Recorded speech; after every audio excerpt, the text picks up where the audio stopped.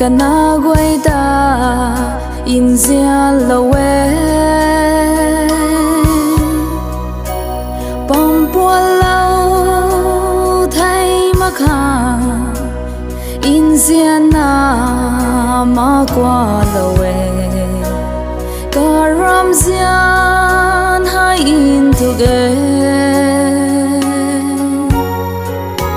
xoay mà khá ngà ban dài na dài ta lowe bài mây mà cần đi khâu à bùi hôm na ai rồi xa bấm sini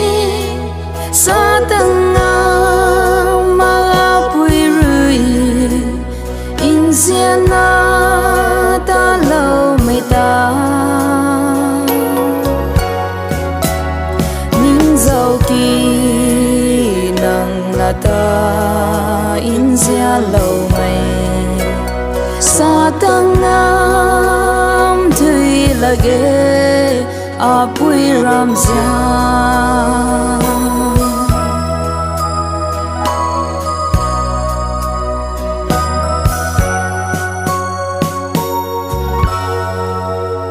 a lao đầu khẩu ri thao na cả xiêm lâu ti tu lâu ti dịp chui lâu ca nghe gai khâu bom lâu in zian na ca đan lâu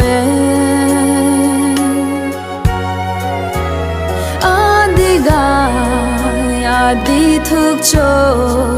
áp bùi rầm diện bài mây mà cần đi khâu áp bùi hôm na ai rồi xa bấm sini xa tầng mà áp bùi rồi in diện na ta lâu mây ta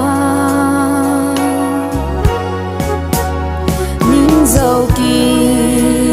nâng là ta in zia lâu mây sa tầng thủy là ghê à bùi ram gia ai rồi xa bấm sini sa tầng mà bùi rồi in diện na ta lâu mây ta nín dầu kỳ nâng là ta in zia lâu mây sa tầng thủy là ghê à bùi ram gia